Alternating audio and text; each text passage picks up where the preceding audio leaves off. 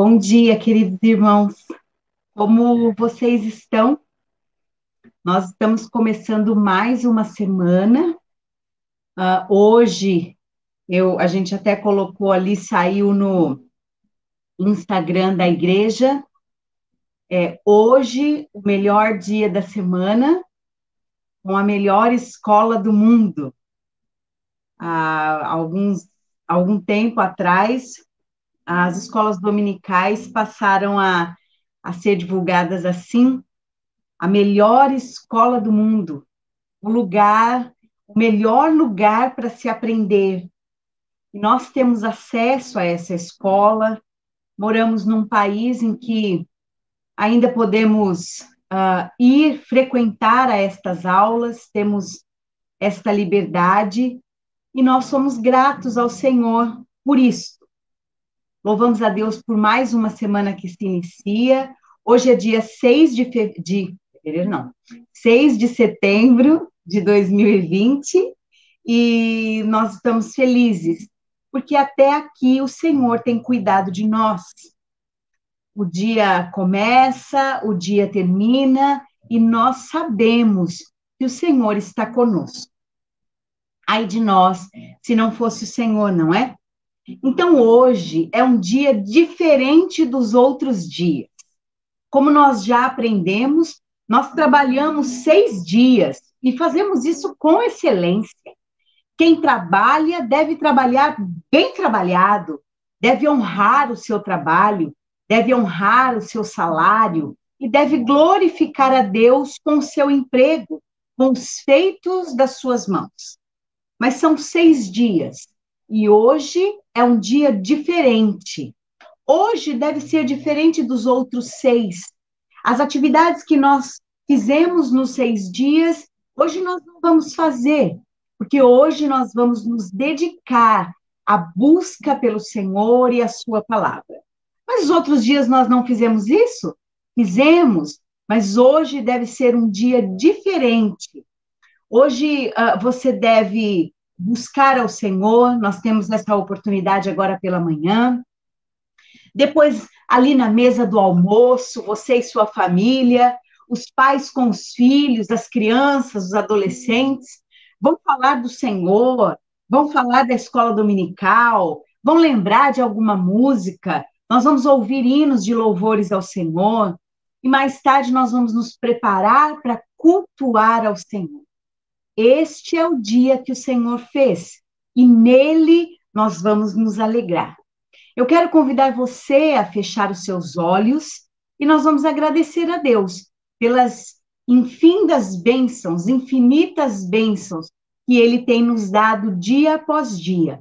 Eu quero pedir para que você feche os seus olhos, eu vou conduzi-los nesta oração e juntos nós vamos adorar e glorificar ao nosso Deus. Vamos orar. Querido Senhor, nós te louvamos, porque não merecemos nada. Nós nascemos no pecado e diariamente pecamos contra o Senhor, contra a tua palavra, contra o nosso próximo. Desobedecemos as tuas leis, não te adoramos como o Senhor deve ser adorado, mas nós cremos de todo o coração que a cada manhã as tuas misericórdias sobre nós se renovam e nós podemos recomeçar, crendo que o Senhor está conosco, nos perdoa, nos ama e continua segurando em nossas mãos. Te louvamos por esta manhã, te louvamos por este dia e pedimos para que, de verdade, este dia seja consagrado a ti, a adoração ao teu nome. Obrigado por nossas famílias, obrigado pelo sustento que o Senhor nos dá, obrigado pelo alimento que todos os dias está sobre a nossa mesa. Temos o que comer, temos o que vestir, então nós estamos de fato contentes. Obrigado porque aquilo que nós não temos é porque nós não precisamos. Pedimos agora para que o Senhor nos dê clareza no entendimento da tua palavra. Pedimos para que o Senhor nos dê concentração, não estamos na igreja, não estamos com os nossos irmãos, estamos em casa, mas pedimos para que o nosso coração e a nossa mente estejam realmente cativos ao Senhor e à tua palavra. Receba o nosso louvor, a nossa adoração, fale conosco nesta manhã, tudo é para a honra e glória do teu nome, em nome de Jesus. Amém. Há um cântico que nós gostamos muito de cantar aqui em nossa igreja e que diz que o Senhor é o nosso farol. A letra vai estar projetada aí na tela do seu computador ou do celular, na televisão, e eu queria pedir para que você cantasse comigo agora este cântico tão belo e que fosse a sua oração desta manhã. Vamos cantar.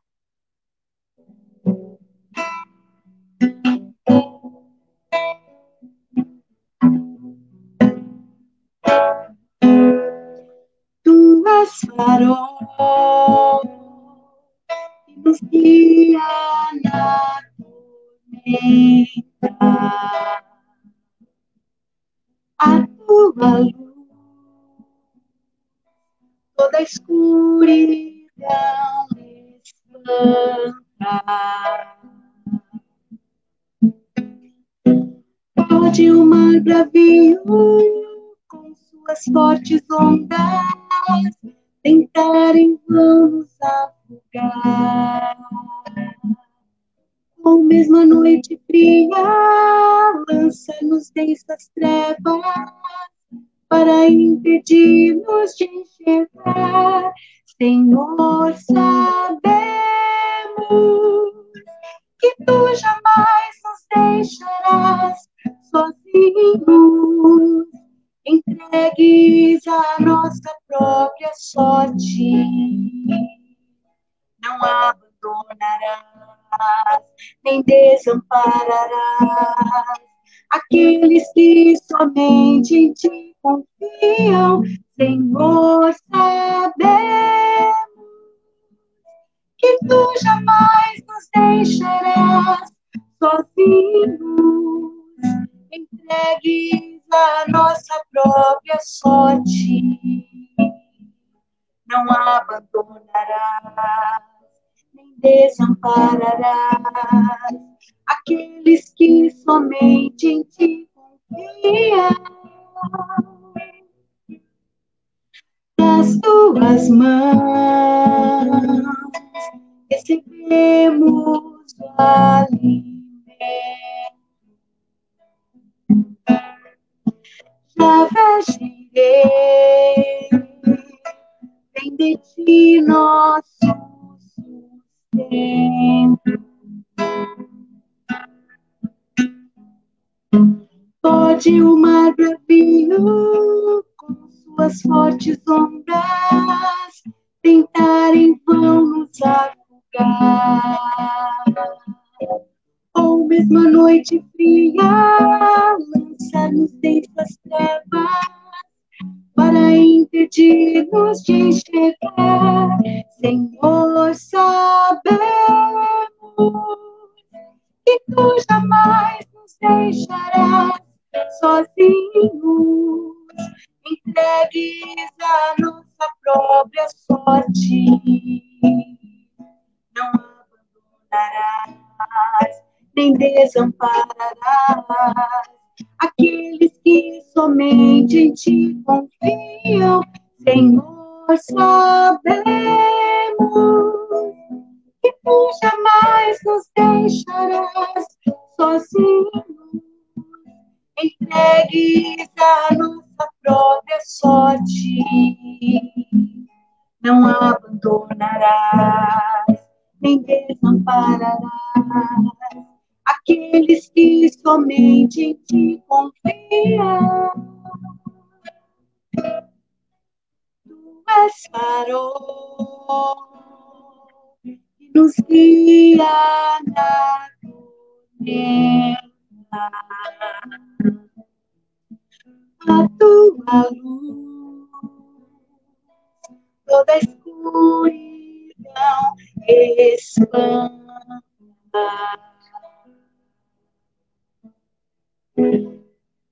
Amém. Creiamos nisso de todo o coração, que este seja um dos combustíveis para a continuação da nossa caminhada aqui.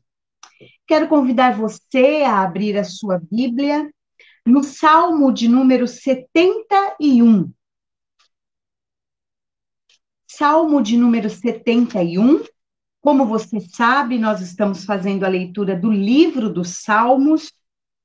E hoje, neste domingo, nós leremos o Salmo de número 71. Quero pedir para que você abra a sua Bíblia e acompanhe a leitura que eu farei. Salmo de número 71.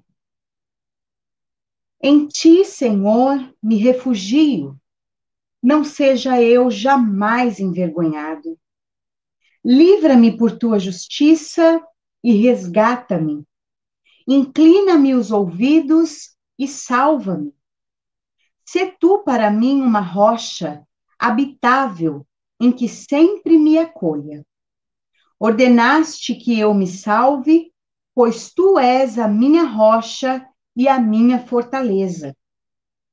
Livra-me, Deus meu, das mãos do ímpio, das garras do homem injusto e cruel. Pois tu és a minha esperança, Senhor Deus meu, a minha confiança desde a minha mocidade. Em ti me tenho apoiado desde o meu nascimento. Do ventre materno, tu me tiraste. Tu és motivo para os meus louvores constantemente. Para muitos sou como um portento, mas tu és meu forte refúgio. Os meus lábios estão cheios do teu louvor e da tua glória continuamente. Não me rejeites na minha velhice, quando me faltarem as forças, não me desampares. Pois falam contra mim os meus inimigos e os que me espreitam a alma consultam reunidos, dizendo: Deus o desamparou, persegui e prendei-o, pois não há quem o livre. Não te ausentes de mim, ó Deus, Deus meu, apressa-te em socorrer-me. Sejam envergonhados e consumidos os que são adversários de minha alma. Cubram-se de opróbrio e de vexame os que procuram o mal contra mim. Quanto a mim, esperarei sempre e te louvarei mais e mais. A minha boca relatará a tua justiça e de contínuo os feitos da tua salvação, ainda que eu não saiba o seu número. Sinto-me na força do Senhor Deus e rememoro a tua justiça, a tua somente. Tu me tens ensinado, ó Deus, desde a minha mocidade, e até agora tenho anunciado as tuas maravilhas. Não me desampares, pois, ó Deus, até a minha velhice e as cãs, até que eu tenha declarado à presente geração a tua força e às vindouras o teu poder. Ora, a tua justiça, ó Deus, se eleva até os céus. Grandes coisas tem feito, ó Deus, quem é semelhante a ti? Tu, que me tens feito ver muitas angústias e males, me restaurarás ainda a vida e de novo me tirarás dos abismos da terra. Aumenta a minha grandeza, conforta-me novamente. Eu também te louvo com a lira, celebro a tua verdade. Ó meu Deus, cantar-te-ei salmos na harpa, ó Santo de Israel. Os meus lábios exultarão quando eu te salmodiar. Também exultará a minha alma que remiste. Igualmente a minha língua celebrará a tua justiça todo dia, pois estão envergonhados e confundidos os que procuram o mal contra mim. O título desse salmo, dado pela Sociedade Bíblica, é Súplicas de um Ancião. E a gente vê realmente o relato de alguém que se lembra da mocidade e pede ao Senhor que não o desampare agora na velhice. Esse deve ser o nosso clamor, Enquanto nós estamos, eu não tanto, mas enquanto nós estamos jovens, adolescentes, as crianças, os jovens, né? Cheio de vidas e planos, e na idade de servir ao Senhor, com toda a força, com toda a disposição, com toda a saúde, inteligência, criatividade, muitos jovens têm deixado de buscar ao Senhor com essa vida e essa vivacidade para deixar para buscar depois. A Eclesiastes diz que os dias vão se passando e a coisa vai ficando difícil. Os joelhos já não aguentam mais a caminhada, as forças já vão se consumindo, vem os cabelos brancos, os dentes vão ficando moles, a coluna já vai ficando não tão reta e as coisas vão ficando mais difíceis. É assim, nós sabemos que é assim, mas na velhice nós temos que nos lembrar dos feitos do Senhor. Quando nós chegamos aqui em Balneário, que alegria nos encontrarmos na nossa congregação com o seu Amorim, o seu Benhur, a dona Rose, a dona Lorete, que compartilhavam conosco do quanto amam o Senhor e o servem. Que maravilha! Como é bom ter contato com essas pessoas e saber o que eles faziam e de como até hoje a boca deles professam louvor e cânticos ao nosso Deus. A memória que fica, não é? Aquilo que nós aprendemos e passamos para as gerações, isso nunca vai se perder. Que seja assim os nossos dias. Para quem está nos assistindo e que ainda está na juventude, na adolescência, que você dedique os seus dias ao Senhor. Para quem a idade já começou a bater aí na porta, que você relembre dos feitos do Senhor e creia e deseje aquilo que o Senhor ainda tem para você e para todos nós. A nossa esperança está no Senhor, que é o nosso refúgio e a nossa fortaleza. Há um hino do nosso inário, o hino de número 64, que diz que os nossos lábios nunca cessarão de buscar e de cantar e de bendizer o Senhor. Que este seja o nosso viver, que os nossos lábios nunca deixem de buscar e de louvar e de bendizer ao Senhor. Nós vamos cantar agora, então, este canto. Vai aparecer aí na sua tela a letra e nós vamos cantar Grata Memória.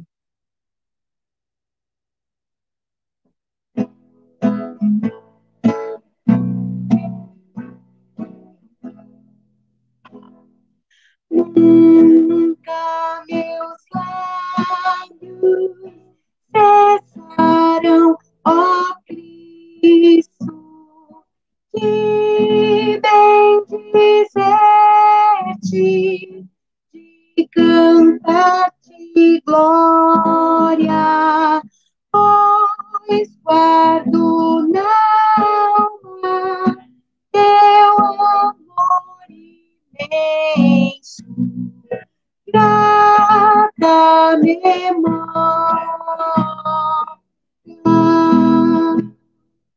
Quando pedido vagueava aflito, e em densas trevas meu andar seguia,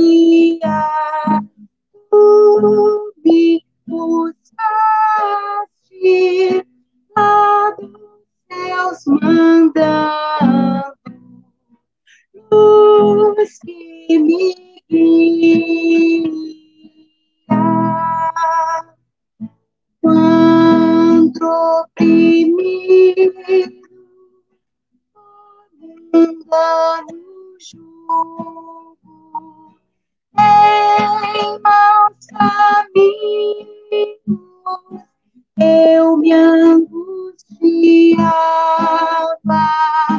eu me descava não terna quer me chamar aos fortes braços, eu corri confiante, meigo e bondoso, não me recusaste, em teu imenso, suave amor tão puro, me agasalhaste.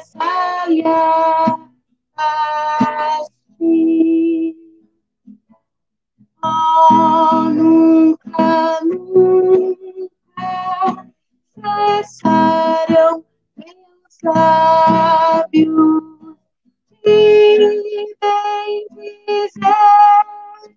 bendizer-te, de cantar-te glória, pois em minha alma tu és sempre, ó Cristo, grata memória.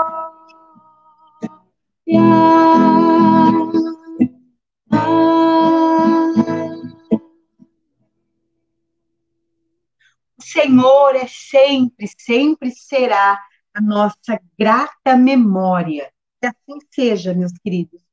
Muito bem, esta semana, no nosso hall de membros, nós não tivemos ali o relato de ninguém que fez aniversário nesta semana, e também de casamento.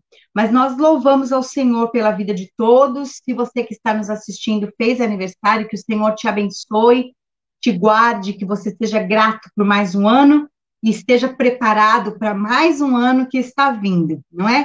Que o Senhor os abençoe. Irmãos, esta semana nós tivemos uma notícia boa, daquelas que enchem o nosso coração de alegria e de gratidão ao Senhor.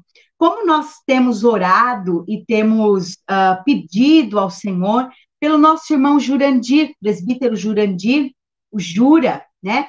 O Jura está fazendo um tratamento para leucemia, tem feito sessões de quimioterapia, e nós temos orado por isso. E esta semana ele fez um exame para ver como estava a situação, como estava tudo, e a médica disse para ele que, vendo os exames, que, olha, aconteceu ali um milagre, né? Que quem vê o exame do Jura não imagina que ele estava fazendo tratamento para o que estava fazendo. Olha, Deus é grande, poderoso, dono da vida. Ele cura a quem ele quer, no tempo que ele quer. Nós somos gratos ao Senhor pela vida do Jura, pelos médicos que têm cuidado dele, pela Ivanir, pela família. E hoje nós vamos agradecer por mais esta vitória, né? A vitória é do Jura, a vitória é nossa, da nossa igreja. Como Deus é bom, e como Deus tem cuidado dele. Nós também vamos agradecer a Deus por isso. Não se esqueçam de orar pelo Darcy. O Darcy, provavelmente, esta semana venha para casa. Não deixe de orar por ele, para que o Senhor também o restaure e reestabeleça a saúde. A Juliana nos contou que essa semana ele já tomou um cafezinho, um pãozinho, já estava melhor, comendo melhor. Vamos continuar, irmãos, seguindo, orando pelo Darcy. Não se esqueça. E nós continuamos orando pelo nosso país, pela saúde dos nossos irmãos, nós seguimos orando por essa situação. Graças a Deus, nós temos visto boas notícias aqui no nosso estado, não é? E nós continuamos pedindo ao Senhor para que tudo isso passe e em breve nós possamos estar juntos novamente. Nós também continuamos orando pelo nosso irmão Marcos Lago. Não se esqueça, né? Ele está se recuperando bem.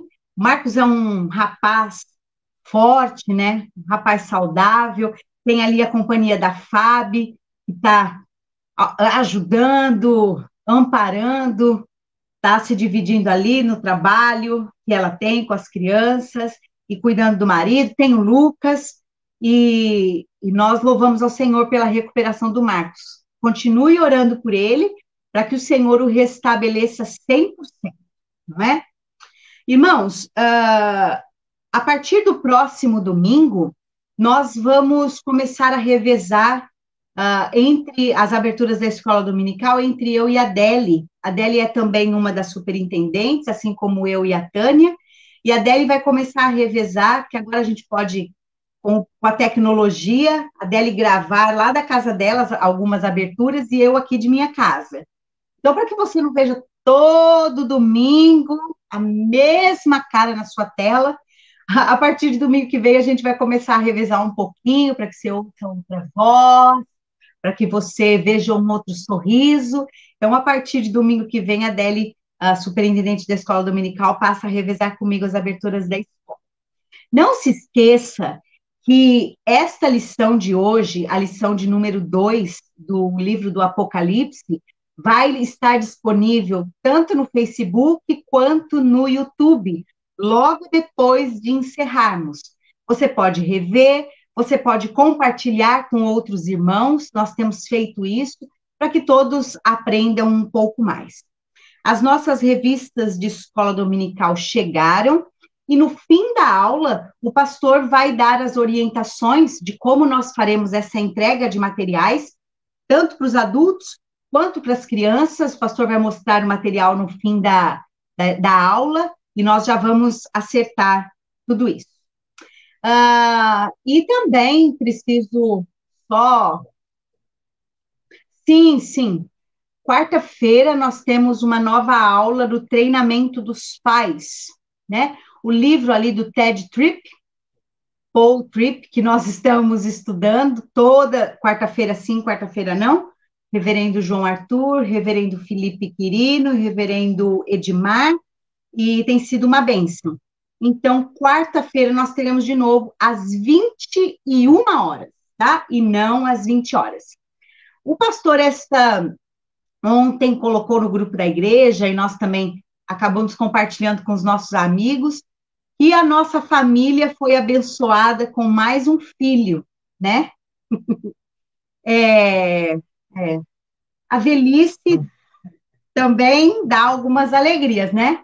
Nós somos gratos ao Senhor, o Senhor nos abençoou com mais um filho, estamos aí entrando no 4º mês de gestação, descobrimos quinta-feira que é uma menina, já até escolhemos o nome, os filhos já tinham escolhido, né? O nome dela é Melissa, e está programada aí para o final de fevereiro.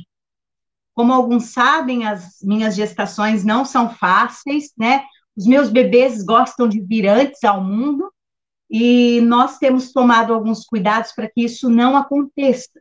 Então, eu tenho ficado de repouso, o pastor e as crianças têm ajudado aqui com a casa, não é? Manter a casa em ordem, e eu tenho ficado, sob recomendação médica, mais deitada, tomando as medicações, e nós vamos viver um dia de cada vez, não é? Quando esse dia acabar, a gente, então, vive o próximo dia, sabendo que o Senhor está cuidando de nós. Ore por nós, ore por mim, pela minha saúde, e para que o Senhor, a seu tempo, nos dê esta alegria, mais um bebê para a nossa igreja, não é? Vamos orar, então, pedindo ao Senhor que abençoe o nosso domingo e a nossa aula, e que o Senhor, mais uma vez, nos ensine sobre a sua palavra. Vamos orar. Querido Senhor, nós te louvamos, porque o Senhor escreve a nossa história da forma perfeita, no tempo perfeito. Nada acontece fora daquilo que o Senhor tem para nós.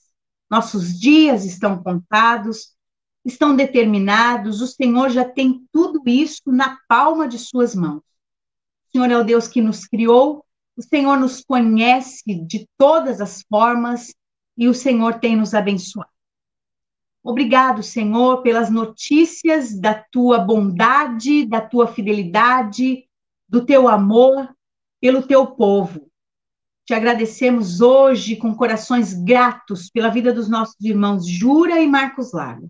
Muito obrigada.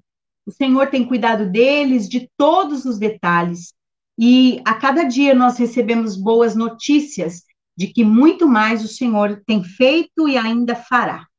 Obrigado pelo resultado dos exames do Jura, Senhor. Obrigado porque isto que a médica ficou confusa e sem ter uma resposta, nós temos, nós sabemos e nós conhecemos. Vem do Senhor e da tua boa mão.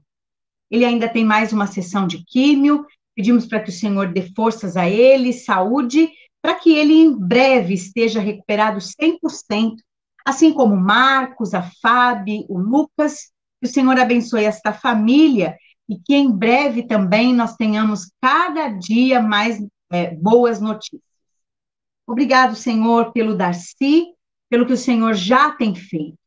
Pedimos que muito mais que a saúde física, o Senhor dê a ele saúde espiritual e salve o Darcy e o traga, Senhor, para o reino do Filho do teu amor.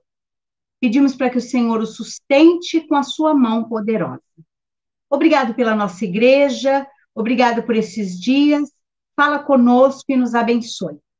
Obrigado também pela chegada de mais um filho, de mais um bebê, filho da aliança, que fará parte da nossa igreja, que será instruído e cuidado nos teus caminhos. Obrigado porque nós não somos nada. O Senhor é em que faz tudo e cuida de nós. Dá-nos agora uma boa aula, dá-nos agora entendimento da tua palavra e que o Senhor seja mais uma vez glorificado. Em nome de Jesus nós oramos. Amém. Que o Senhor abençoe a cada um. Boa aula e bom domingo.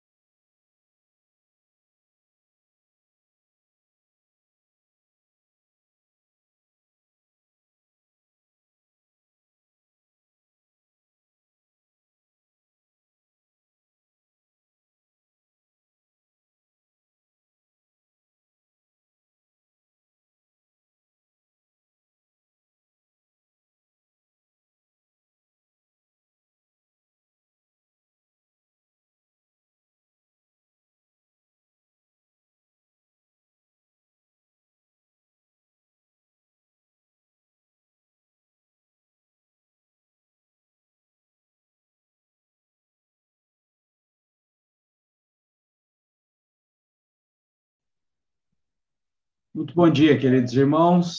Vamos dar sequência à nossa escola dominical. Mais uma vez, uma grande alegria poder estudar a palavra do Senhor, preparados como já fomos, né? Na abertura, um salmo belíssimo, o salmo de número 71, onde podemos confiar, somos levados a confiar na proteção que o Senhor Deus nos dá aos seus servos. E com muita alegria, podendo estudar mais uma vez a sua palavra na companhia dos irmãos. Queridos, nós já estamos na segunda aula da nossa nova série, né, de estudos bíblicos, agora no livro do Apocalipse. Você que ainda não leu ou está no início da leitura do Apocalipse, aproveite e leia bastante durante essa semana, para que você vá se inteirando de novo, relembrando coisas que você já sabe acerca do livro, para que a nossa caminhada aqui seja bastante tranquila e instrutiva para todos nós. Nós vamos hoje ler o capítulo de número 2 de Apocalipse, na verdade, os primeiros versos.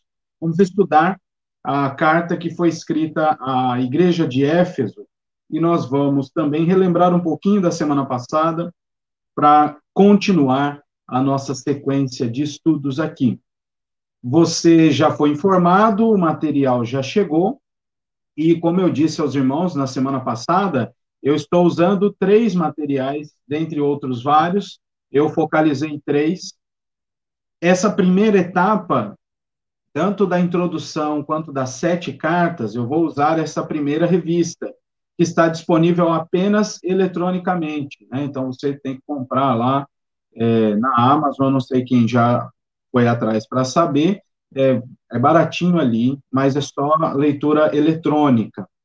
E o material que nós adquirimos e que você receberá será este do meio, Tranquilizante de Deus.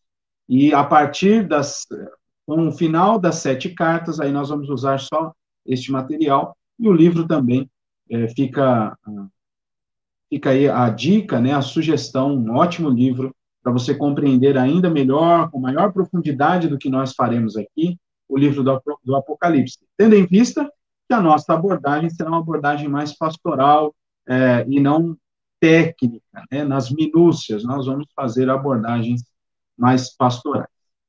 Todos prontos, com as escrituras na mão? Vamos abrir então nossa Bíblia em Apocalipse, capítulo de número 2. E nós vamos ler do verso 1 ao verso 7.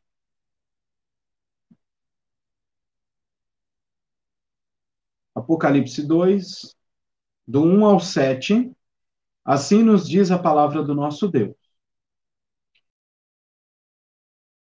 Éfeso escreve: Estas coisas diz aquele que conserva na mão direita as 7 estrelas e que anda no meio dos 7 candeeiros de ouro. Conheço as tuas obras, tanto o teu labor como a tua perseverança, e que não pode suportar homens maus, e que puseste à prova os que a si mesmos se declaram apóstolos e não são, e os achaste mentirosos.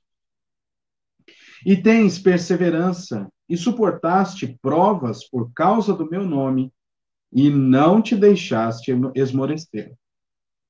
Tenho, porém, contra ti que abandonaste o teu primeiro amor. Lembra-te, pois, de onde caíste, arrepende-te e volta à prática das primeiras obras. E se não, venho a ti e moverei do seu lugar o teu candeeiro, caso não te arrependas.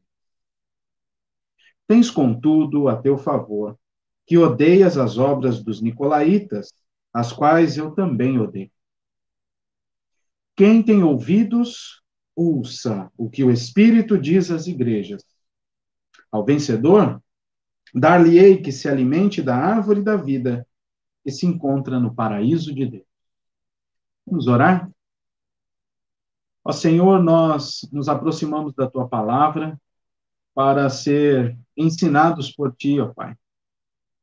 Ensinados para mais conhecimento, ensinados para mudança de vida, porque a tua palavra também nos corrige, ó Deus.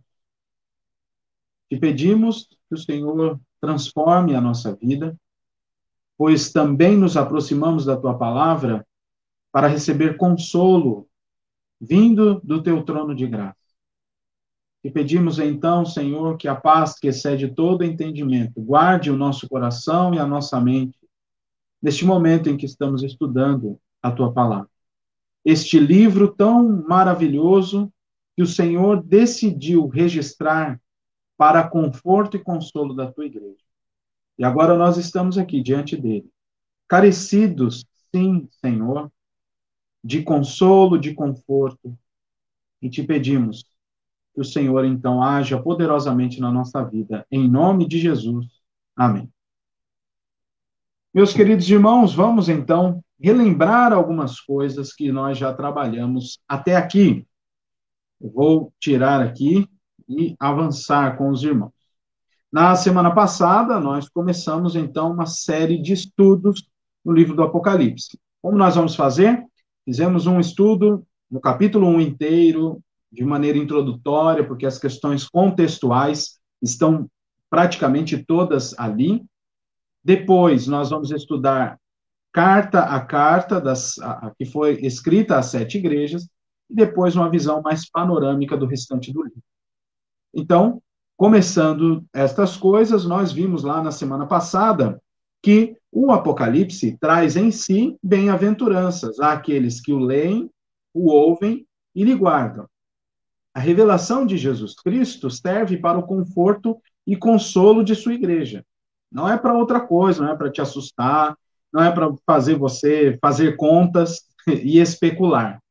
É para que eu e você sejamos confortados, consolados, né? E relembrados sobre a história da redenção, preparando-a para o tempo do fim.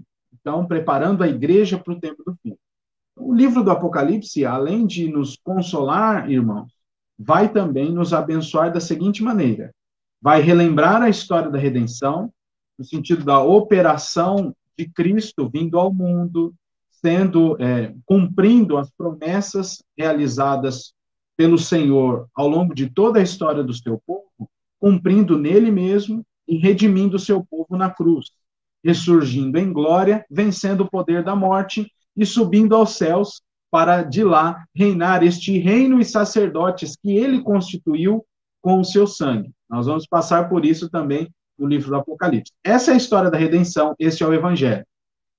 E além de nos relembrar disso, o livro do Apocalipse tem também esse propósito de nos preparar para o tempo do fim.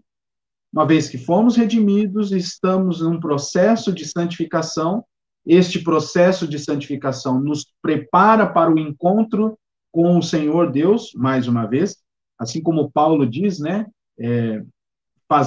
nos relembrando o relacionamento de Cristo com a sua igreja, o propósito de Cristo e o ministério de Cristo em relação à sua igreja é apresentá-la santa, sem mácula, sem mancha diante de Deus no dia final. Então, nós estamos sendo preparados para isso, para o tempo do fim, e o livro do Apocalipse tem esse propósito. Mais um resumo rápido que eu fiz, e eu espero que você caminhe junto comigo aqui. Ok, mais uma lembrança, hoje mais gráfico, mais definido, eu espero que esteja melhor do que da semana passada. É a mesma coisa que eu fiz na semana passada, porque nós falamos que a nossa aproximação do livro do Apocalipse vai se manter da mesma maneira que irmãos nossos da teologia reformada, das igrejas bíblicas, fizeram ao longo da sua história. Nós vamos nos aproximar do livro do Apocalipse observando com seus simbolismos, né? E não de forma literal em todos os seus sentidos. Há muitos símbolos, há muitas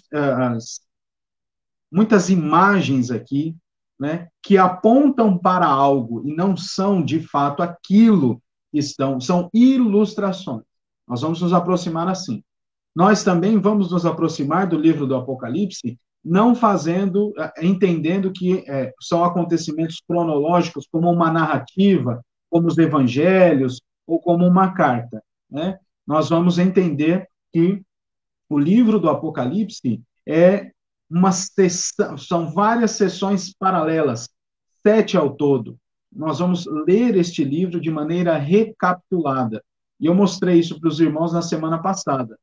O livro do Apocalipse conta essa história da redenção, essa preparação para o fim, que conforta, que consola a igreja, 7 vezes. A mesma coisa, com intensidade maior, com detalhes mais claros, mas a história é sempre a mesma, narrada desde a primeira vinda de Cristo até a sua segunda vinda. Todos esses eventos. Então, 7 vezes a mesma coisa. Eu mostrei isso, estava meio feio, viu? Preciso dizer, na semana passada, e hoje eu tentei melhorar alguma coisinha, né? Então, as 7 sessões paralelas no livro do Apocalipse, e nós faremos uma leitura de recapitulação. A primeira delas vai do capítulo 1 ao capítulo 3, e vai enfatizar Cristo no meio da igreja. Não quer dizer que as outras 6 não enfatizem a presença de Cristo no meio da igreja. Não é isso. É que nesta sessão, esta vai ser a ênfase. Numa outra sessão, a ênfase será outra, mas não desmente a anterior. Por isso, sessões paralelas, tá bom? Cristo no meio da igreja, do capítulo 1 ao capítulo 3, a visão do céu e dos 7 selos, né? Do capítulo 4 ao capítulo de número 7, depois as 7 trombetas, do capítulo 8 ao capítulo 11, depois o dragão perseguidor e a sua derrota, né, do capítulo 12 ao capítulo 14, As 7 taças, do capítulo 15 ao capítulo 16, a queda da Babilônia, do capítulo 17 ao 19, e a grande consumação, do capítulo 20 ao capítulo 22. Em todas estas 7 sessões, os irmãos verão aspectos da vinda de Cristo, da derrota de Satanás final, da condenação final, da salvação final do povo de Deus, novos céus, nova terra, da vitória de Cristo, da volta, da segunda vinda de Cristo. As 7 sessões têm a mesma composição, por isso são paralelos. São estes lembretes que eu gostaria de fazer, e tem mais um aqui. E aí eu gostaria que você voltasse a página da sua Bíblia para o capítulo 1, para que nós relembrássemos alguma coisa ali do primeiro capítulo. Então, do verso 1 ao verso 3, diz o que é este livro. Do capítulo 1, do 1 ao 3. Revelação de Jesus Cristo, que Deus lhe deu para mostrar aos seus servos as coisas que em breve devem acontecer. Então, o propósito desse livro leva o seu nome. Apocalipse significa revelar, né? Tirar o véu, desvelar algo que estava oculto. Então, Deus dá isso, é uma revelação de Cristo, que vai ser dada aos seus servos para mostrar, é uma revelação mesmo, o que as coisas necessárias, e eu disse isso na semana passada, essa palavra não aparece aqui, as coisas necessárias que devem acontecer, e que ele, enviando por intermédio do anjo, notificou a João, que nós já vimos também, que estava preso na ilha de Patmos, para que ele, então, visse as coisas, escrevesse e enviasse as coisas que ele viu e registrou. E o verso 3 diz aí, né? Bem-aventurados aqueles que leem e aqueles que ouvem e aqueles que guardam as coisas nela escritas. As coisas escritas na profecia, pois o tempo está próximo. Então, isto é o resumo do que é o livro do Apocalipse. E aí, o Senhor mandou, por intermédio de João, que todas estas coisas que ele veria, que seriam reveladas, ele deveria escrever e enviar às 7 igrejas. E da parte de quem? Da parte do Deus Trino. Veja do verso 4 ao verso 8, as 3 pessoas da Trindade sendo referidas aqui, e João diz logo no verso 4 que ele escreve às igrejas que se encontram na Ásia, graça e paz a vós outros. Da parte de quem? Da parte do Trino Deus. E observe, daquele que é, que era e que há de vir. Quem é este? O próprio Deus diz lá no verso 8, eu sou o Alfa e Ômega, diz o Senhor Deus, aquele que é, que era e que há de vir, o Todo-Poderoso. Mas também, verso 4, é da parte dos 7 Espíritos, e nós veremos ao longo do nosso estudo que é uma referência ao Espírito de Deus que está nas 7 igrejas, ao Espírito de Deus que se acham diante do seu trono, e também da parte de Jesus Cristo, e a ênfase total aqui na pessoa do Filho, por ser ele o executor, por assim dizer, da obra da redenção. Ele veio, né? Ele é o nosso sumo sacerdote, e ele também é o Cordeiro de Deus que tira o pecado do mundo.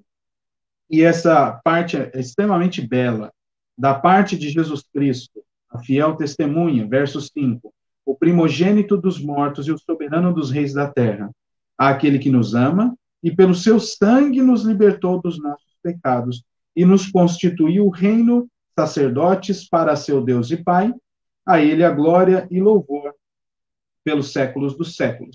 Eis que vem com as nuvens e todo olho verá, até quanto os traspassaram, e todas as tribos da terra se lamentarão sobre ele, certamente.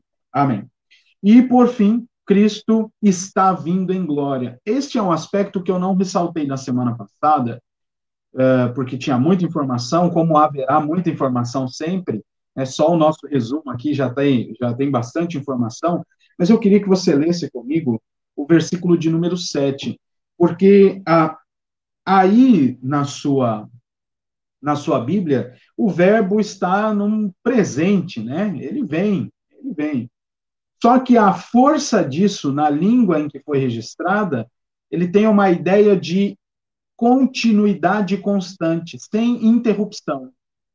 Então, nós aplicaríamos para fazer essa tradução, uma tradução literal, aplicaríamos aquilo que o povo não gosta muito hoje em dia, que é o gerúndio, né? Então, uma explicação mais literal é: eis que está vindo com as nuvens. A ideia é que Jesus não virá, Jesus está vindo. Isso faz todo sentido com o ensino do próprio Cristo e da própria Escritura, no sentido de nos informar que já estamos vivendo os últimos dias. Neste sentido, se os últimos dias são a preparação para a vinda de Cristo, no sentido que quando terminarem esses últimos dias, o próprio Jesus nos disse: então verão no céu o sinal do Filho do Homem, né? Então, se estamos neste período, logo, Jesus está vindo constantemente. Esta sua vinda os sinais dessa vinda, em especial a oposição ao Evangelho, né, é uma das maiores características, já está acontecendo. Então, Jesus já está vindo. Cristo está vindo em glória, demonstrando já a sua glória, demonstrando os sinais da sua vinda. Este é o resumo do capítulo de número 1. Nós vamos, então, entrar na carta aos Efésios. Respira, eu vou respirar, vou tomar água. Quinta-feira no estudo, quem acompanhou, eu falei muito rápido. Hoje eu vou tentar não falar tão rápido. Pois muito bem. Vamos observar aqui um aspecto contextual, que é acerca da própria cidade de Éfeso. É a mesma cidade onde havia uma igreja para a qual o apóstolo Paulo escreveu a carta. Mas não somente isso. A igreja que receberá essa carta, ou que recebeu essa carta que vamos estudar hoje, é a igreja que foi iniciada pelo trabalho missionário do apóstolo Paulo. Veja aí como está exposto. É uma cidade rica, era uma cidade rica, né, de relevância histórica, religiosa e comercial. A riqueza da cidade vinha principalmente de um agitado comércio para a realidade do primeiro século. Se os irmãos se lembram do mapa que eu mostrei na semana passada, banhada ali pelo mar, né, havia rotas marítimas para aquela localidade da Ásia Menor, que hoje é onde está a região da Turquia, né? Então, havia rotas comerciais ali, uma região muito movimentada. Era uma cidade portuária, utilizada por Roma como um centro de administração e para a confecção de artigos religiosos. E quem passa por lá, já no primeiro século, nota isso. E esse é um destaque que o autor da revista, que eu estou usando, né, Mauro Figueiras Filho, faz esse destaque lá em Atos, capítulo 19. Vamos abrir nossa Bíblia lá, depois voltamos para Apocalipse, capítulo de número 2. Atos 19, verso 24.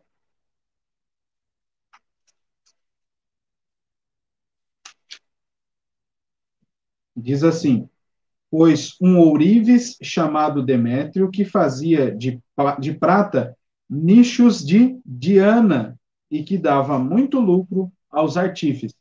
Este é um dos que terão contato ali com a pregação do apóstolo Paulo. Mas note, Diana, uma deusa, né, dos Efésios, tinha esse homem que trabalhava com a manufatura de imagens, né, para o culto a este Deus. Então, e Roma abastecia aquela cidade para a confecção desses artigos religiosos também. Verso de número 31. Também asiarcas que eram amigos de Paulo mandaram rogar-lhe que não se arriscasse indo ao teatro, porque ali no teatro havia também momentos de culto, né, a esses deuses, e eles já tinham tomado pé da situação, neste capítulo 19, da missão evangelística de Paulo. E o verso 38. Portanto, se Demétrio e os artífices que o acompanham têm alguma queixa contra alguém, há audiências e procônsules que se acusem uns aos outros. Veja que Nós não vamos estudar isso, depois já estudamos também, mas a passagem de Paulo em Éfeso não foi assim tão maravilhosa no sentido de que ele houve um bom trabalho de evangelização e como o Senhor Jesus já havia predito, né, e alertado os seus discípulos, em especial os seus apóstolos, haveria oposição ao evangelho, e é o que acontece naquela região.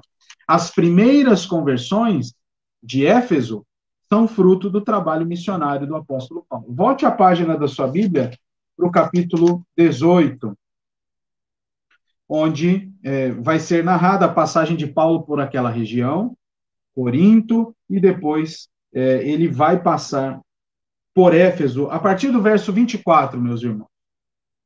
Nesse meio tempo, chegou a Éfeso um judeu, Paulo já estava por lá, né?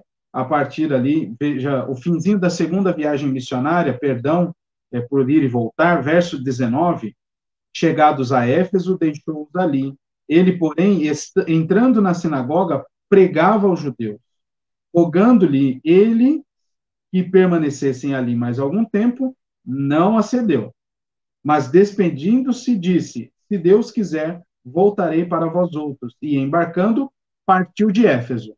Neste ínterim, chega Apolo, um outro pregador também do Evangelho, verso 24. Nesse meio tempo, chegou a Éfeso um judeu natural de Alexandria, chamado Apolo, homem eloquente e poderoso nas Escrituras. E aí ele vai pregando. Paulo volta a Éfeso no início do capítulo 19. Aconteceu que, estando Apolo em Corinto, Paulo, tendo passado pelas regiões mais altas, chegou a Éfeso e, achando ali alguns discípulos, perguntou-lhes se eles haviam já recebido o Espírito, depois de tanto tempo ali, ouvindo, né, pregações dele e de Apolo. E aí veja só o versículo de número 4. Disse-lhes Paulo: João realizou o batismo de arrependimento, dizendo ao povo que cresce naquele que vinha depois dele, a saber, em Jesus. Eles, tendo ouvido isto, foram batizados em o nome do Senhor Jesus. E impondo-lhes Paulo as mãos, veio sobre eles o Espírito Santo, e tanto falavam em línguas como profetizavam. Eram ao todo uns 12 homens. Então note o início aqui da igreja de Éfeso. Ao todo, 12 homens nesse primeiro trabalho, de 2 passagens de Paulo por lá. E depois, né, com o seu crescimento, e há um testemunho muito bom acerca desta igreja, isto é, ela se manteve bem ao longo da sua vida, e Paulo escreve a carta, né, aos Efésios, aquela carta belíssima, que nós já estudamos também, alguns pontos, um dia estudaremos completamente, mas é fruto deste trabalho, dessa continuidade de evangelização e também demonstração de que aqueles poucos 12 homens, mais ou menos, frutificaram e cresceram e também puderam dar continuidade no trabalho de evangelização acerca do Senhor Jesus, da sua obra, fazendo mais discípulos. Fica a dica para que nesta semana os irmãos leiam a carta aos Efésios, para observar ali alguns, entre aspas, né, alguns ajustes que eram necessários naquela igreja, depois de sua edificação. Voltemos lá, portanto, ao capítulo de número 2 de Apocalipse. E vamos enfatizar mais aquele capítulo. Capítulo de número 2.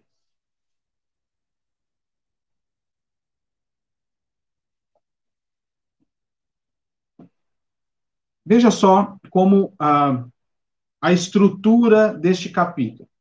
Começa, tem a sua introdução e o seu final, tranquilamente. Então, qual a introdução? Verso 1. Ao anjo da igreja em Éfeso. E aí há uma exortação depois à igreja, né? A este anjo.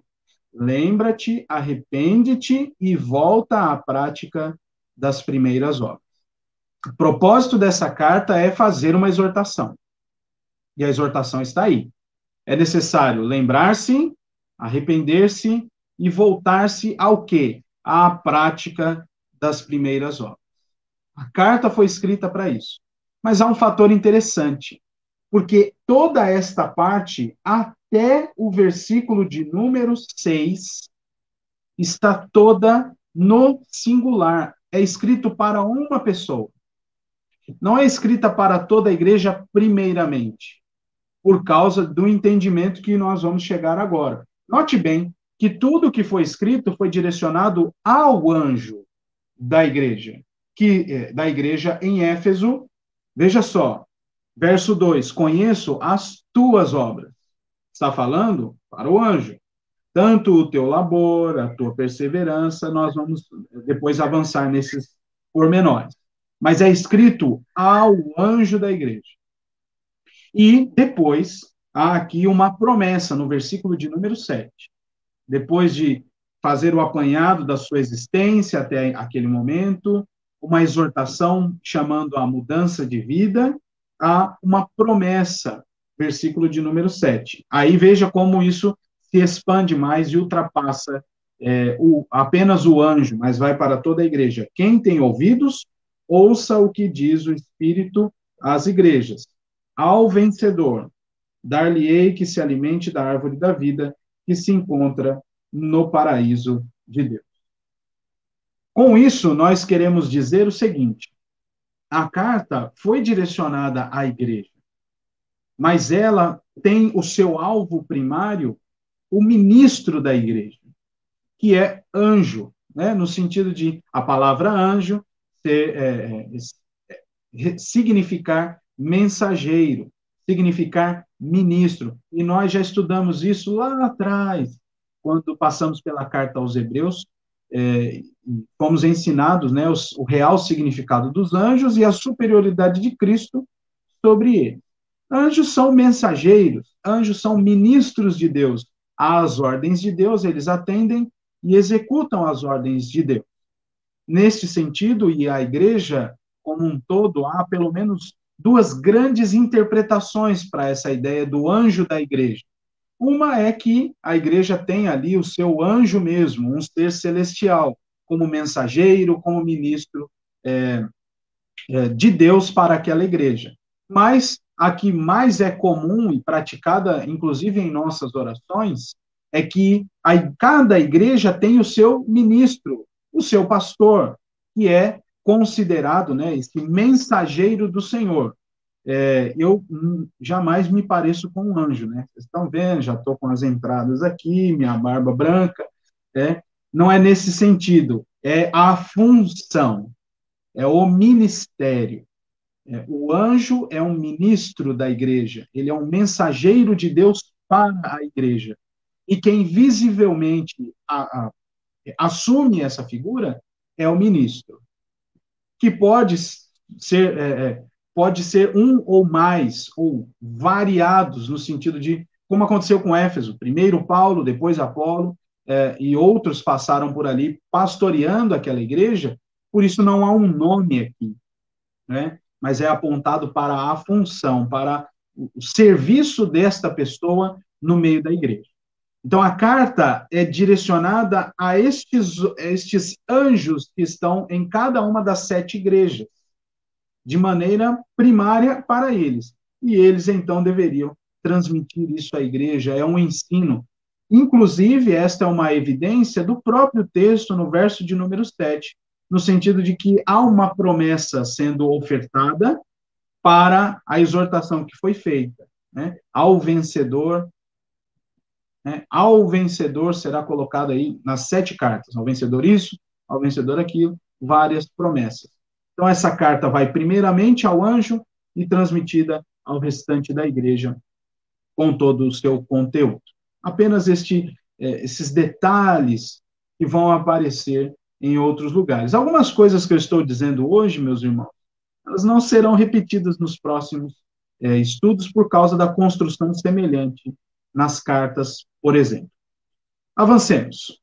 A ênfase desta sessão paralela, né, do capítulo 1 ao capítulo 3, como nós já vimos lá atrás, é a presença constante de Cristo no meio da sua igreja, cumprindo e demonstrando aquilo que ele prometeu aos seus discípulos, né? Eis que estou convosco até a consumação dos séculos. Eu não vou deixar vocês órfãos. Eu enviarei o Espírito da verdade. Eu enviarei o meu Espírito. As Escrituras do Novo Testamento vão dizer que o Espírito Santo também é chamado do Espírito de Cristo, ou Espírito de Deus. Então, é o Espírito, é o Deus Trino, Deus Pai, Deus Filho, Deus Espírito Santo, presentes no meio da igreja, porém com esta ênfase na pessoa do Filho, por ser ele o Salvador da igreja, e a igreja ser considerada o corpo de Cristo, né? Ele a cabeça. Ele é o cabeça por ser seu governante, e ele é a cabeça por ser esta parte constituinte do corpo, que é a igreja. Então, observe, Cristo está no meio da igreja. No capítulo 1, é apresentado para nós algo que o próprio Cristo interpreta para João. Muitos se perdem achando que são 7 espíritos, 7 candeeiros, 7 estrelas. Tem gente que faz um monte de coisa aí, né? Faz campanha, coloca as coisas na igreja, uns candelabros, assim, né? Como se ainda não houvesse uma interpretação para isso. Mas é o próprio Deus que interpreta essas figuras, estes símbolos. Então, volte aí para o capítulo 1, quando a primeira vez no verso 4, a ideia dos 7 espíritos, né? João, a igreja da parte dos 7 espíritos. É a ideia da presença do Espírito de Deus em cada uma das igrejas. Por que não são 8, pastor? Por que não são 6? Porque este livro está sendo enviado às 7 igrejas. Simples assim. Poderiam ser 14, 187 espíritos, porque cada um desses está relacionado a uma igreja, né? Então, veja só o verso 4. João, às 7 igrejas, da parte do Espírito que está em cada uma dessas igrejas, dos 7 Espíritos. E no versículo de número 14 e 15, perdão, no verso de número 16 do capítulo 1, vai ser apresentado para nós essas figuras de 7 estrelas e 7 candeeiros. Versículo 16. Tinha na mão direita 7 estrelas e da boca saía-lhe uma afiada espada de 2 gumes. E aí, veja só o versículo 20. O próprio Cristo é quem dá a interpretação do que são 7 estrelas e 7 candeeiros. Verso 20. Quanto ao mistério das 7 estrelas que viste na minha mão direita e aos 7 candeeiros de ouro, preste atenção. As 7 igrejas, as 7 estrelas são os anjos das 7 igrejas. E os 7 candeeiros são as 7 igrejas. Esta é uma referência ao próprio candelabro lá do Antigo Testamento. Eu falei igual vocês agora, né? Lá do Antigo Testamento, você pode ler depois Êxodo, depois passando ali os 10 mandamentos, no capítulo 20, o Senhor vai dar as instruções para a construção do tabernáculo. Lembram-se disso? E ali está a instrução do candelabro, em cada um daqueles lugares teria a sua lâmpada, a sua estrela brilhante, e a posição do candelabro era iluminar aquele lugar, lançar luz sobre a mesa da proposição, né? Era a ideia de trazer luz para aquele ambiente do santo lugar, do santo dos santos. O candelabro servia para isso, né? Para iluminar a presença de Deus e como Deus alimentava o seu povo. Veja como são várias figuras, vários símbolos sendo amarrados aqui no livro do Apocalipse. E aí, na carta a Éfeso, é colocado estas coisas, verso 1, diz aquele que conserva na mão direita as 7 estrelas. Que são as 7 estrelas? Os 7 anjos. Que são os anjos? Os ministros de Deus colocados em cada uma das igrejas. Agora, observe, o nosso ponto aqui é para reforçar a ênfase de Cristo estar no meio da sua igreja. Cristo detém o poder, a soberania, inclusive sobre seus ministros. sejam eles celestiais, sejam eles humanos. A igreja é de Cristo. Os ministros estão debaixo do poder de Cristo. E é por isso que Cristo também exorta os seus ministros da igreja a emendarem seus caminhos quando eles estão com problemas. Isso vai ficar muito claro aqui, né? Os ministros, e aqui eu vou puxar para o meu lado, nós precisamos ter isso sempre em mente, a seriedade que é pastorear a igreja. Porque a igreja não é nossa, a igreja é de Cristo, e nós estamos debaixo do seu poder. O que diz respeito aos membros da igreja, nós também não precisamos ficar preocupados quem é o pastor, né? Se o pastor vai ser bom ou ruim, não precisamos ficar preocupados em ficar brigando com o pastor. Não briga comigo, não. Bom, eu choro. Mas não precisa ficar brigando com o pastor, por quê? Porque a igreja é de Cristo. O domínio sobre a igreja é de Cristo. Os homens podem ainda tentar dominar a igreja, mas Cristo os humilhará, porque não é parte deles, não é domínio deles. Veja só o verso de número 1, como é rica esta ilustração. Aquele que tem na mão direita as 7 estrelas, que são os ministros de cada uma dessas igrejas, e anda no meio dos 7 candeeiros de ouro. Que são os 7 candeeiros de ouro? Verso 20 do capítulo 1. São as 7 igrejas. Deus está no meio da igreja. E, meus irmãos, fica aqui uma aplicação para nós, para o tempo em que estamos vivendo. Há muitos aí perdidos, tristes, algumas coisas já não estão funcionando como deveriam, mas é maravilhoso ver como Cristo tem preservado a sua igreja. Ele anda no meio da igreja. Ele está no meio do seu povo. Ele prometeu e ele cumpre. E esta é a ênfase desta primeira carta aqui. Ele não está fora. Nós não precisamos ficar invocando o Senhor Jesus, o Espírito do Senhor, o Senhor Jesus, todas as vezes que nos reunimos, como quem dança para que chova, ou quem toque um tambor para que isso aconteça. Ele está no meio da igreja, porque a igreja é dele. Ele é o Senhor da igreja. Nós precisamos nos lembrar disso. Ele é o que anda no meio dos 7 candeeiros, e a própria interpretação desta figura foi ele mesmo quem deu. Estes candeeiros, os 7, são as 7 igrejas. As 7 estrelas são os anjos que estão em cada uma dessas 7 igrejas. Pois muito bem, muita coisa, né?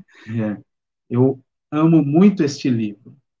Eu espero que os irmãos também amem muito este livro. E aí observe, a mão direita, apenas aquilo que nós já dissemos, a mão direita revela a soberania, e Cristo apresenta a realidade de que os anjos mensageiros estão obedecendo a ordens expressas, apenas comunicando a palavra que ele tinha para cada uma das igrejas. Dessa maneira, ele não é apenas senhor da igreja, em seu sentido universal, né? Da igreja espalhada pela face da terra, mas ele é senhor de cada igreja local, desde a menor até a maior. Então, esta é uma certeza que conforta, que consola a nossa vida. Nós, pensando na nossa igreja, pensando na igreja de Itajaí, por exemplo, 68 anos, se eu não estiver errado. 68 anos. Que maravilha. E aí nós pensamos na nossa igreja. Nossa igreja aqui de Balneário Camboriú, 3, 4 anos. E ainda uma vida toda, e ainda somos congregação, há tanto ainda por fazer. Se nós pensarmos na congregação de Indaial, a recém-chegada a nós aqui, um trabalho de reestruturação, agora vamos pensar de novo, como vamos começar? O Senhor Jesus Cristo nos ensina, na sua palavra, que ele está no meio da sua igreja. Ele preserva, ele tem domínio sobre a sua igreja. Em cada igreja local. Na que está começando, na que já tem um tempo, na que está sendo revitalizada por causa de problemas. Cristo é o Senhor da igreja. Cristo está no meio dela. Jamais será abalada. Como nos lembra lá os Salmos de Romagem, né? Deus a ajudará desde antemanhã. E é assim que ele faz com a sua igreja. Cristo está no meio da igreja. E eu vou ampliar aqui uma fala de um irmão daquele livro lá que eu indiquei para vocês, William Hendrickson, que nos diz assim: o simbolismo da passagem revela que Jesus quer que as igrejas deixem sua luz brilhar nas trevas em que ele as colocou. A luz que parte delas passa de Jesus para seus servos, que proclamam a palavra. E os pastores não são apenas portadores da luz, mas fontes de luz como as estrelas. Eles dão luz aos membros da igreja que, por sua vez, afastam as trevas ao redor deles. Mais sobre luz e trevas nós vamos falar hoje à noite, no domingo. Hoje, que é domingo, à noite no culto, às 18 horas. Hoje o texto, a pregação em João, vai falar sobre luz e trevas. Então, fica aí também este registro, esta citação acerca do simbolismo. Terceira coisa que eu gostaria de ressaltar, e aqui nós já vamos caminhando para o fim, é que Cristo disciplina a sua igreja. Cristo disciplina a sua igreja. Cristo é onisciente, ele sonda o coração do seu povo. Juntamente com a igreja de Éfeso, somos também hoje exortados a não abandonar a prática das primeiras obras que realizamos no início da nossa caminhada com o Senhor. Em nossa vida cristã, sempre seremos confrontados em nossos pecados e, pela misericórdia infindável de Deus, chamados ao arrependimento. Isso sempre acontecerá, porque o Senhor é misericordioso e porque nós somos pecadores. Agora, vamos olhar a carta à igreja de Éfeso mais uma vez, para observarmos essa ideia de Cristo disciplinar a sua igreja, né? Sondar a igreja. Ele sonda o coração, ele sabe das práticas, ele chama ao arrependimento, ele perdoa, né, os que confessam seus pecados e dá uma nova oportunidade. Então, observe aí a partir do verso de número 2. Conheço as tuas obras. E este verbo está colocado aqui numa ideia de uma ação que já terminou no passado e que pode ser percebido, o fruto desta ação no passado é percebido continuamente, posterior ao término desta ação. Com isso, eu quero dizer que o Senhor conheceu ali já a sua igreja, ele conhece cada um. Ele é quem dá a vida. Ele nos conhece antes da fundação do mundo. Lembram-se disso? E isso vem sendo demonstrado a nós fora de tempo, passado, presente e futuro. Mas não é algo que é um conhecimento novo a cada dia, é um conhecimento pleno. O Senhor nos conhece antes de nós nascermos, né? Nos teceu ali no ventre materno, como disse Davi. Então, conheço as tuas obras, tanto o teu labor como a tua perseverança. São elogios aqui da igreja de Éfeso, para a igreja de Éfeso. São reconhecimentos dessas qualidades que a igreja tem. E que não pode suportar homens maus. Agora, que interessante. E que puseste à prova os que a si mesmos se declaram apóstolos. Lá já tinha isso, né? Na nossa época também. Tem vários apóstolos hoje. Preciso dizer que eles são homens maus? Não. Não, né? Está aí no texto bíblico, verso 2. Né? Que não podes suportar homens maus, e que puseste à prova os que a si mesmos se declaram apóstolos, e não são. Qual é o resultado disso? Depois de colocá-los à prova, os achaste mentirosos. Se você lembrou de nome de algum, coloca eles aí no versículo de número 2, eu não vou falar. Segunda coisa aqui que é ressaltada da virtude da igreja de Éfeso. Tens perseverança e suportaste provas por causa do meu nome e não te deixaste esmorecer. Lembram-se das bem-aventuranças? O finzinho ali, né? Bem-aventurados sois quando por causa do meu nome vos injuriarem, né? Derem falso testemunho. Né? E a igreja sempre foi exortada neste sentido. Olha, nós vamos sofrer, mas é bem-aventurado aquele que sofre pelo nome de Cristo. Agora vamos nos lembrar do contexto de Apocalipse. Este livro foi escrito para que a igreja tivesse consolo, conforto, porque neste tempo já a igreja estava sofrendo perseguições por causa da palavra e do testemunho de Cristo. Lembrem-se do capítulo 1. João está preso exatamente por isso. Por causa do testemunho, por causa da palavra, e há tantos outros que ou estavam presos ou que já haviam sido mortos por causa do testemunho. E aí o Senhor Jesus, que está no meio da igreja, vem e consola o seu povo, dizendo: eu conheço as tuas obras, eu conheço que tens perseverança e que suportaste provas por causa do meu nome, e não te deixaste esmorecer. Tem mais um elogio no verso 6. Tens a teu favor, aqui o contudo tem relação ao que nós vamos ver daqui a pouco, tens a teu favor que odeias as obras dos nicolaítas, as quais eu também odeio. Nós não temos muita informação sobre os nicolaítas, praticamente nada, mas não eram gente boa, e por causa do contexto aqui desta carta, muito provavelmente eram falsos mestres, ou, a segunda opção, por causa do ensino da carta, aqueles que perseguiam os cristãos, que estavam colocando os cristãos à prova neste sentido, né? Por causa do contexto, que são duas coisas. São os mentirosos, né? Os que se dizem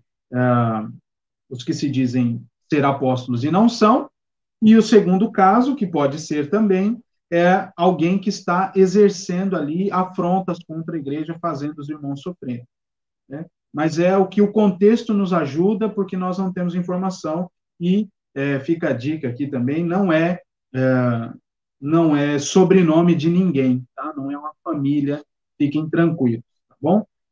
Então, há aqui essas virtudes ressaltadas. Por quê? Porque o Senhor está no meio da igreja. Agora, vem a exortação. E daqui o Senhor chama ao arrependimento e faz promessa. E aí nós também chamamos ao final da nossa aula.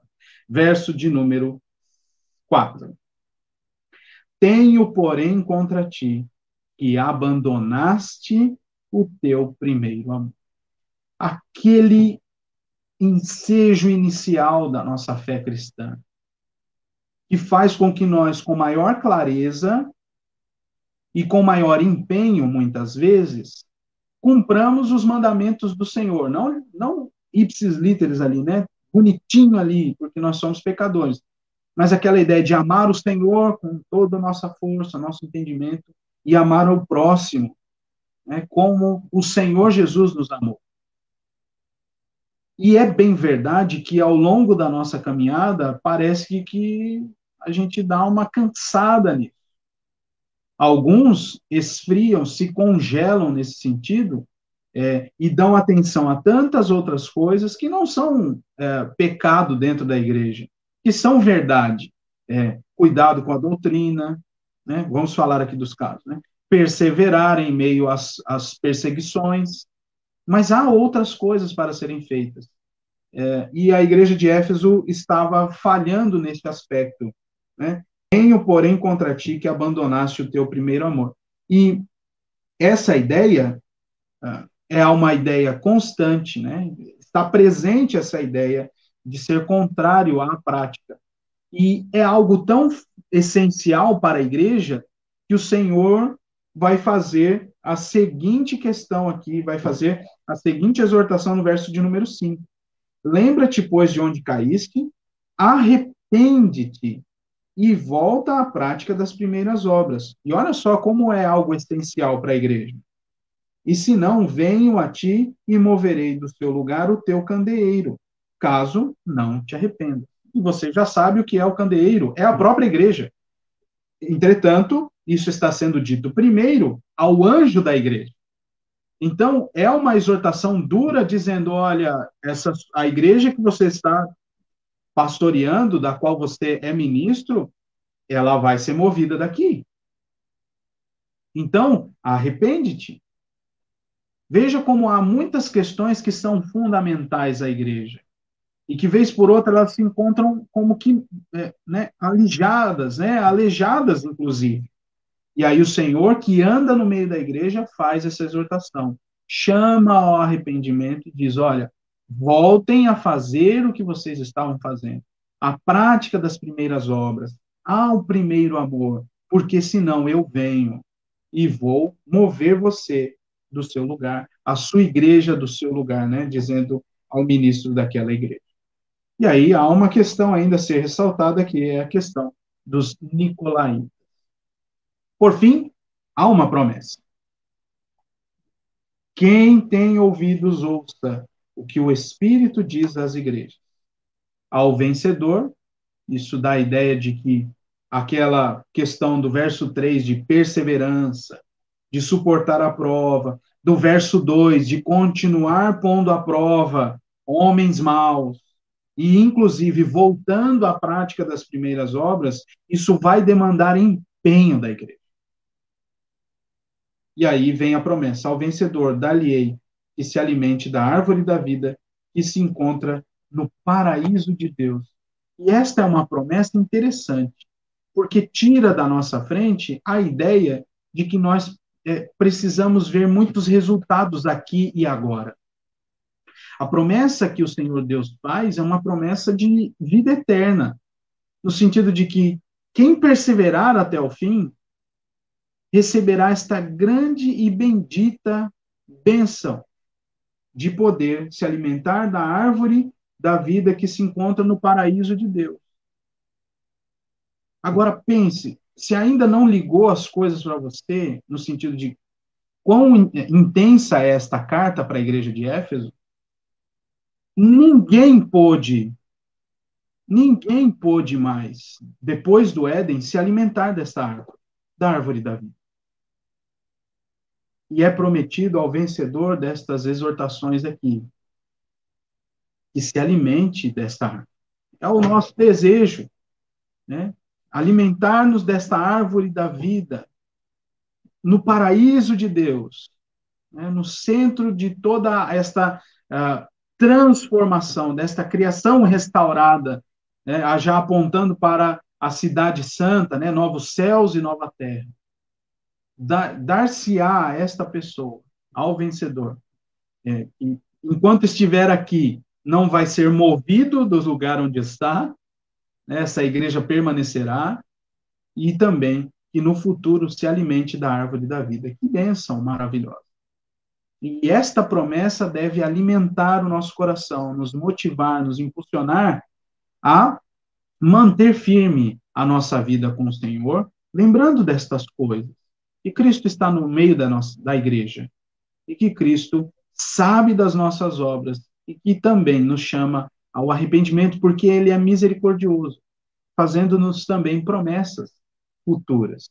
É exatamente isso que é dito à igreja de Éfeso. Lembrando, meus irmãos, que sim, a igreja de Éfeso é uma igreja local, mas ela também representa toda a igreja. No fim das contas, nós veremos que as questões elencadas pelo Senhor Jesus em cada uma das 7 igrejas são coisas que fazem referência ao nosso viver.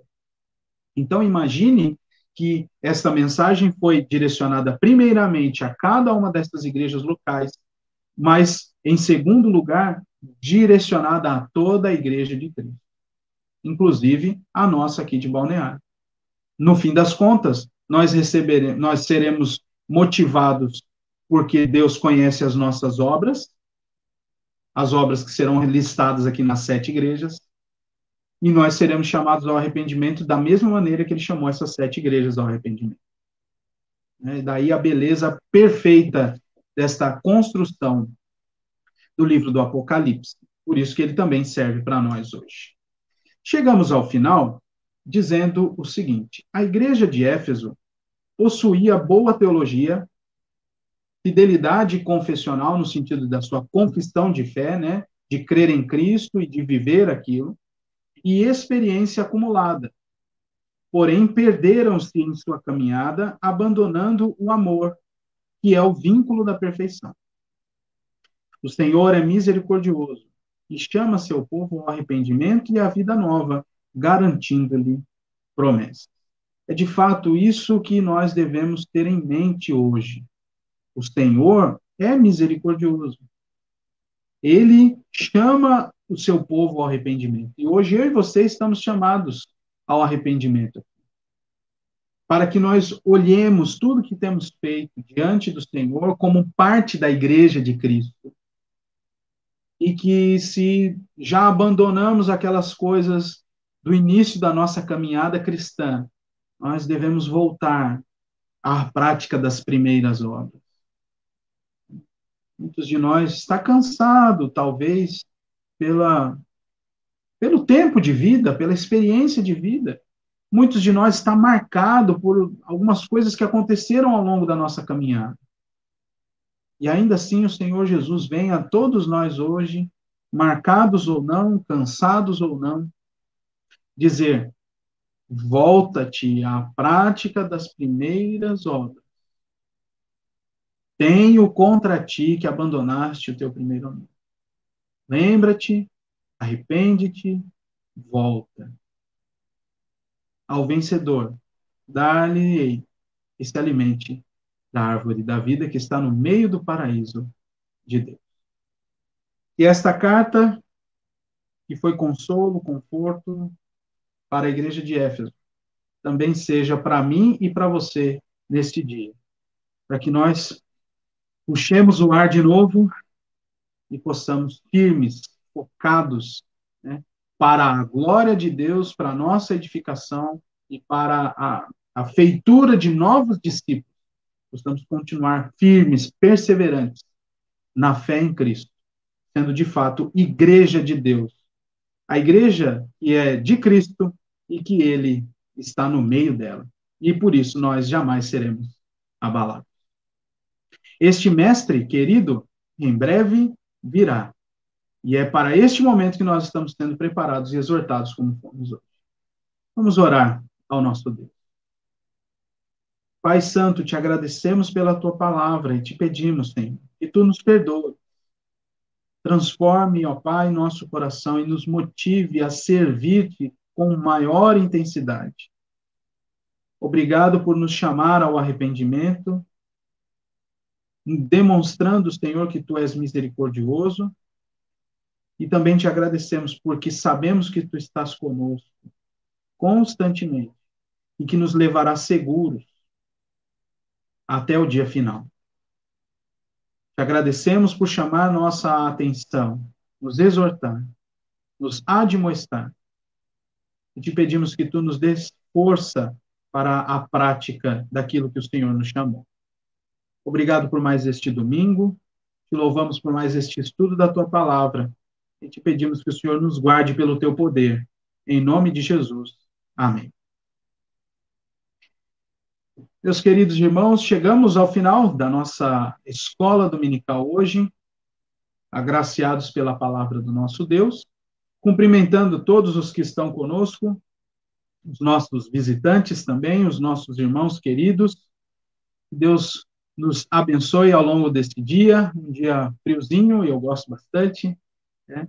E que estejamos prontos de novo para ouvir a palavra de Deus à noite, para cultuar a Ele às 18 horas na nossa igreja. Ah, sim, está aqui, olha só. Não sai ainda não. Os materiais que nós compramos, né? Este é o material tranquilizante de Deus, está aqui, você receberá na semana que vem, muito provavelmente no sábado, nós sairemos para fazer as entregas desta revista, devidamente aí cuidados, né, como fizemos ali no mês da família.